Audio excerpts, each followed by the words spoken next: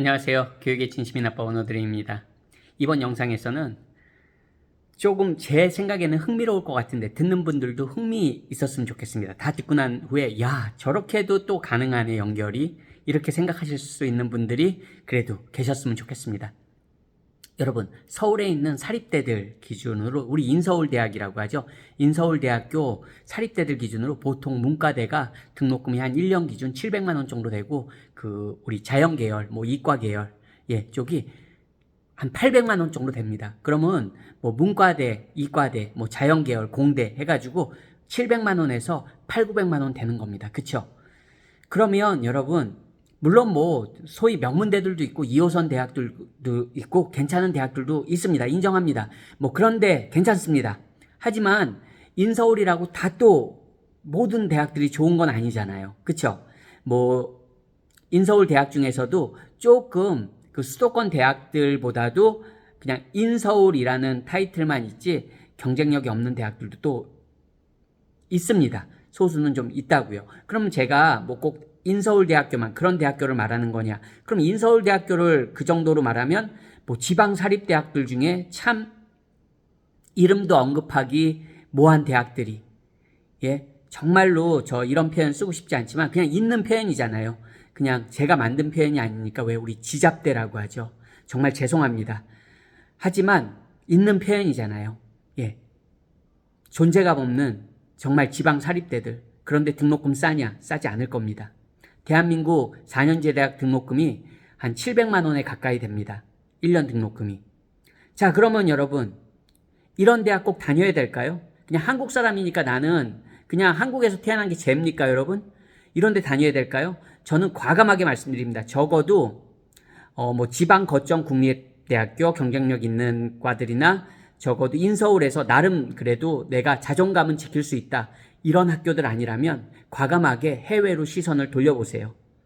그냥 정말 다양한 나라들이 있지만 제 다른 영상들에서도 많이 언급하고 있으니까 그냥 예를 들어서 저희 가족이 있는 말레이시아 얘기를 한번 해보겠습니다. 말레이시아에는 다양한 영국의 예전에 식민지였기 때문에 말레이시아에서 심지어는 그냥 3년 다 모두 공부하고도 영국 대학 학위도 받을 수 있고요.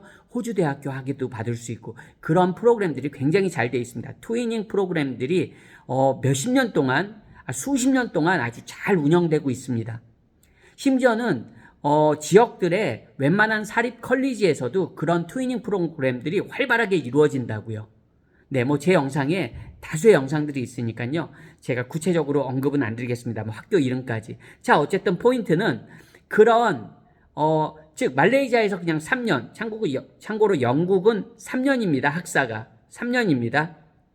3년을 온전히 말레이시아에서 공부하고도 나는 영국 대학 학위를 받을 수 있다는 거예요. 그러면 이거는 제 영상 보신 분들 중엔 그렇다고 쳐. 학비도 참고로 한 7, 800만 원 꼭 이렇게 장담할 수는 없습니다. 왜냐하면 700만 원보다 1년 학비가 적은 곳도 있고요. 참고로 1000만 원이 되는 학교도 있고 1000만 원이 살짝 넘는 프로그램들도 여럿 있습니다. 쿠알라룸푸르 같은 경우에는요. 대도시 같은 경우엔 학교마다 당연히 다릅니다. 연계된 학교 프로그램마다 다 다르지만 어쨌든 저렴하게는 1년 등록금이 600에서 비싼 학교들은 1000만 원, 1100만 원, 1200만 원 그 이상도 갈 수 있습니다. 1년 기준. 근데 말레이시아는 참고로 생활비가 그렇게 많이 드는 곳이 아닙니다. 적어도 대학생 기준으로 제가 생각할 때 한 달에 한 7, 80만 원으로도 충분히 생활할 수 있는 곳이고 오히려 더 저렴하게도 생활할 수 있습니다. 대학생 기준으로요. 학교 기숙사에 살고 한다면 7, 80만 원도 안 들 수도 있는 곳이 말레이시아입니다. 그렇다고 제가 무조건 50만 원이면 돼요, 그렇게는 말씀드리지 않을게요. 모든 학생들이 다 그렇게 살 수 있는 건 아니잖아요. 참고로 한국에서도 서울에서 심지어 그냥 대학생들 용돈 얘기하면 한 달에 자기 집에서 통학하는 학생들도 50만 원 이상 쓰는 학생들이 적지 않을 겁니다. 혹시 한국에서도 지방으로 유학을 간다거나 서울로 유학을 온다거나 국내에서도 그렇다고 치면 돈 100만 원 이상 써야 됩니다. 그쵸? 그럼 등록금에 자취나 요즘은 하숙 개념은 많이 덜하죠. 원룸이라도 얻어서 산다면 1년에 2천만 원 이상은 써야 됩니다. 말레이시아 그거보다 훨씬 저렴하면 저렴했지 더 많이 들지 않을 겁니다. 물론 말씀드린 대로 말레이시아에서도 비싼 프로그램이 있습니다. 하지만 그런 한두 개의 프로그램을 예로 들 필요는 없잖아요. 대부분의 프로그램들이 영국 대학 학위 받고 뭐 호주 대학 학위 받고 말레이시아에서 온전히 3년 과정을 다 해서도 그런 프로그램들을 이제 하고 호주 대학, 영국 대학 졸업장을 받을 수 있습니다. 자, 그럼 여기서 이제 반전입니다. 어떤 분들은 저 사람은 맨날 외국 타령이야. 한국에서 별 볼일 없는 존재가 없는 대학 나오면 취업할 때도 경쟁력이 없습니다. 그럼 어떤 분들은 야, 그러면 말레이시아 그깟 뭐 3년 동안 말레이시아에서 공부해서 뭐 한국에 와서 취업되냐? 힘들죠. 사실 자기 능력이긴 하지만 말레이시아에서 뭐 영국 대학 졸업했다고 해서 한국 와서 뭐 대접받는다는 거 솔직히 현실적으로 어림도 없는 얘기입니다.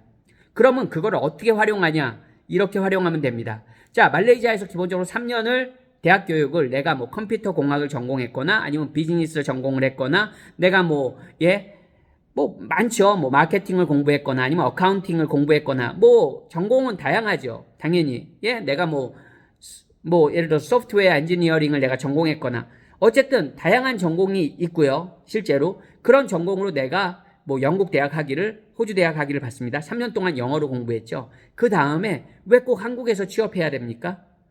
왜 꼭 한국에서 취업해야 되냐고요? 그럼 말레이시아에서 취업해야 될까요? 아니요. 말레이시아는 임금도 싼데 왜 내가 말레이시아에서 취업합니까? 여러분, 대한민국 국적자라면 영국, 호주, 캐나다, 아일랜드, 뉴질랜드 영어권 국가만 해도 워킹홀리데이가 너무 잘 돼 있습니다.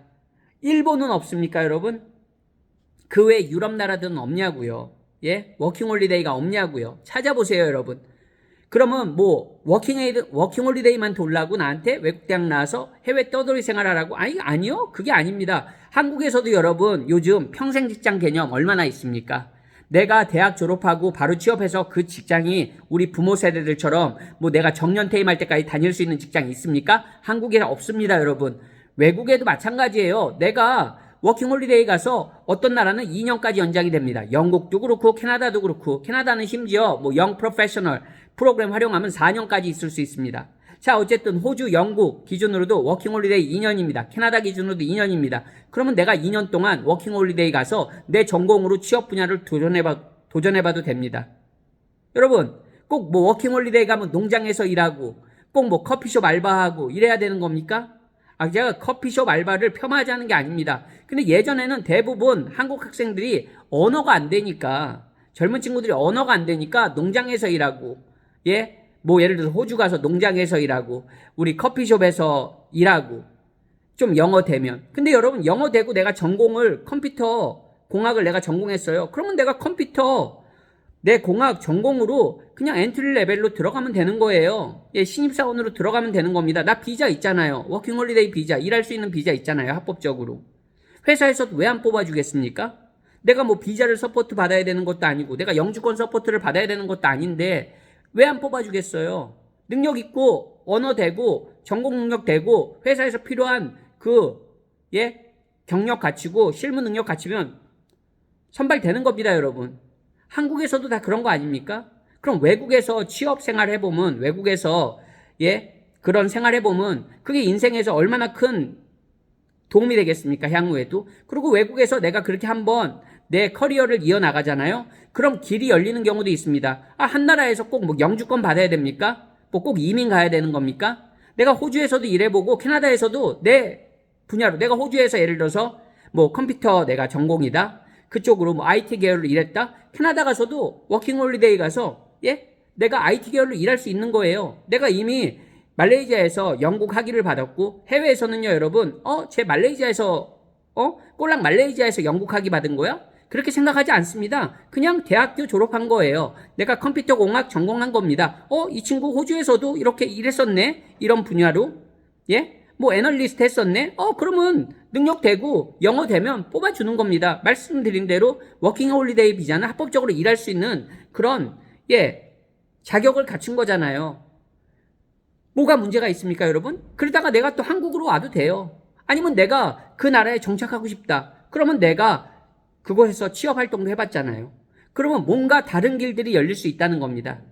꼭 뭐 처음부터 나는 막 영주권을 받아야지. 물론 그렇게 도전하시는 분들도 많죠. 하지만 우리 젊음이 뭡니까, 여러분? 한국에서도 어차피 대학 졸업하고 여러 단계로 취업 도전해보지 않습니까? 뭐 이 직장 다니다가 1년, 2년 다니다가 요즘 젊은 친구들은 많이 직장도 옮기잖아요. 뭐 한 직장 가면 평생 그냥 다녀야 되는 겁니까? 그곳에 다녀야 되는 겁니까? 여러분 참고로 웬만한 기준의 그런 외국 기업들은요, 뭐 영어권 국가 기준으로, 뭐 호주, 캐나다 기준으로 웬만한 그런 기업들은요, 내가 비자 문제가 해결되고, 내가 그냥 합법적으로 일할 수 있고, 내가 지원해서 정식으로 들어간 회사라면 대우도 한국 회사들보다 나쁘지 않아요, 여러분. 근무 환경도 나쁘지 않습니다. 나쁘지 않다는 건 오히려 괜찮다는 겁니다. 더 좋으면 좋았지 결코 나쁘지 않습니다. 한국처럼 뭐 열정페이 그런 거 없습니다. 외국은 그냥 내가 돈 받은 만큼만 일하면 돼요. 참고로 그거 아니던데 내 친구는 뭐 호주에 가서 캐나다에 가서 엄청 뭐 악덕업주, 그거는 여러분 비자 문제가 걸려있기 때문에 그런 거예요. 근데 말씀드린 대로 워킹홀리데이는 뭡니까? 합법적으로 내가 일할 수 있는 거예요. 정해진 기간까지는 1년에서 2년까지는 내가 합법적으로 일할 수 있는 거기 때문에 내가 고용주한테 뭐 묶여있고 이런 개념이 절대 아닙니다, 여러분. 그러면 내가 경력도 쌓고, 그리고 내가 영어로 3년 동안 대학 공부를 하고 외국에서 내 전공으로 적어도 2, 3년간의 경력이 있고, 그게 계속 연결될 수도 있죠. 뭐 말씀드린 대로 호주도 2년, 캐나다도 2년, 영국도 2년. 그렇게 떠돌아다니라는 게 아닙니다. 그런 옵션들이 계속 열려 있다는 겁니다.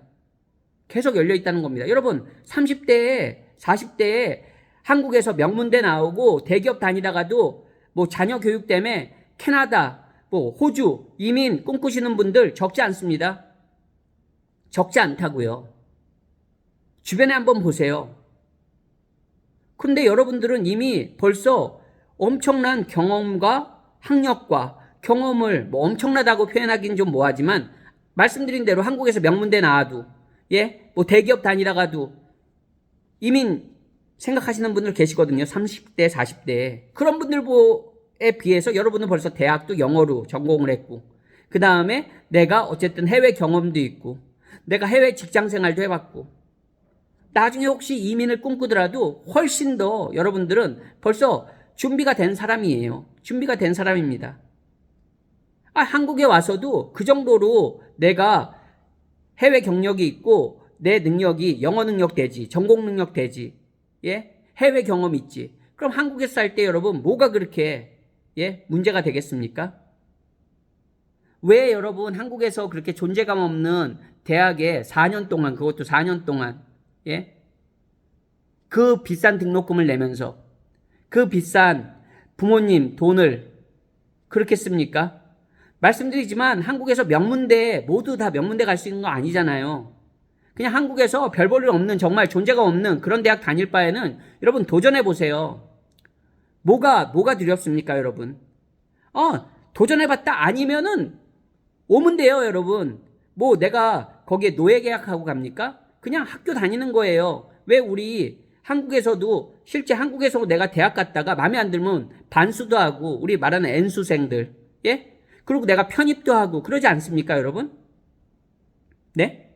정 안 되면 편입을 하세요. 말레이시아에서 대학 2년 다니다가 한국으로 편입하세요. 그럼 영어 능력 좋으면 참고로 한국에서 대학 학벌을 업그레이드 시킬 수 있습니다. 내가 한국에서 수능 시절에는 요 정도 급의 대학밖에 못 갔지만, 내가 만약에 해외에서 2년 정도 대학 다니다가 내 영어 능력이 되고 나름대로 내가 경쟁력을 갖추잖아요. 그러면 한국에서 대학도 업그레이드 시킬 수 있다고요. 물론 학벌만 업그레이드 한다고 그게 좋은 건 아니죠. 하지만 여러분들이 그렇게 잃을 건 없다는 겁니다. 어떤 분들은 마치 뭐 한국에서도 여러분 대학 다니다가 1년 다니다가 다시 수능을 보기도 해요. 그래서 다시 1학년으로 대학을 가기도 합니다.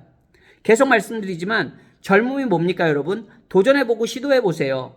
마치 뭐 1년 하면 나한테 안 맞으면 아닌 거야. 나는 해외 생활이 안 맞는 거고 나는 해외에서 살면 안 되는 사람이야. 그거를 아는 것도 자기 인생에 굉장히 큰 도움이 될 수 있습니다. 나중에 그걸 시도도 못 해본 분들이 나중에 30대, 40대가 돼가지고 그때 가서야 해외 생활을 꿈꾸면서, 그때 도전할 때는 두려움도 많고요. 그때 1년과 2년의 좌절은 그때는 벌써 내 자녀도 있고 가정을 갖춘 상태에서 더 타격이 클 수 있다는 겁니다. 여러분 고등학교 졸업하고 뭐가 그렇게 여러분에게 걸리는 게 있겠습니까? 여러분 자녀에게 뭐가 그렇게 걸리는 게 있겠습니까?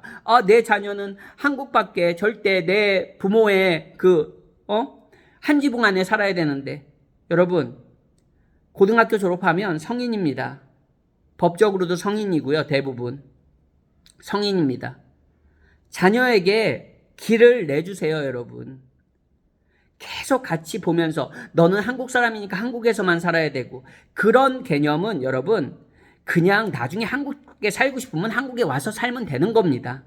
네, 그거를 갖다가 너는 한국 사람이니까 끝까지 한국에서 모든 걸 다 한국에서 있어야 돼. 그런 사고방식은 정말로 여러분 앞으로의 시대를 사는 데 있어서 글쎄요, 그런 분들도 많이 계십니다. 한국에는 더더욱 많이 계십니다. 여러분 미국 사람들 보세요. 유럽 사람들 보세요. 우리가 말하는 서양 사람들 보세요. 전 세계 어디 가서도 삽니다. 그 조상 때부터 그런 DNA가 있는 거예요. 그 사람들은. 근데 한국 사람들은 좋게 말하면 뭐 유교문화, 농경문화 정착해야 돼. 여러분 한국 사람이 다른 나라에 가서 살면 못 살 것 같습니까? 언어만 된다면요, 오히려 물론 인종차별도 있고 나라마다 뭐 여러 가지 상황들이 있겠죠. 하지만 여러분 한국 사람이 기본적으로 일머리도 있고요, 아이들 공부머리도 있고요, 기본적으로 언어만 경쟁력이 있으면 한국 아이들이 뭘 해도 외국 아이들보다 기본적으로 잘합니다. 물론 그냥 일반적인 기준에서 말하는 겁니다. 근데 한국에는 그런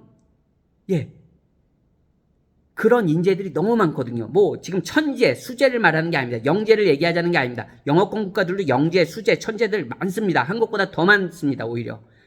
교육 환경에서 그런, 왜 미국 사회도 소수의 엘리트만이 이끌고 가는 거잖아요. 하지만 여러분 그냥 선진국 기준으로도 중간층에서 그렇게 열심히 하는 친구들은 한국 친구들만큼 그렇게 열심히 하지 않는다는 거예요. 여러분 한국 친구들은 내신 3등급, 4등급, 5등급만 돼도 고등학교 때까지 학원도 열심히 다니고 학교 공부도 열심히 하고 수능 공부도 열심히 합니다.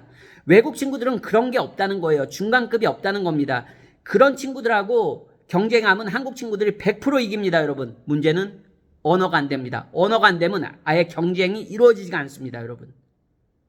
여러분들 자녀들에게 기회를 열어주는 그런 현명한 부모가 되셨으면 하는 마음입니다. 안녕히 계세요.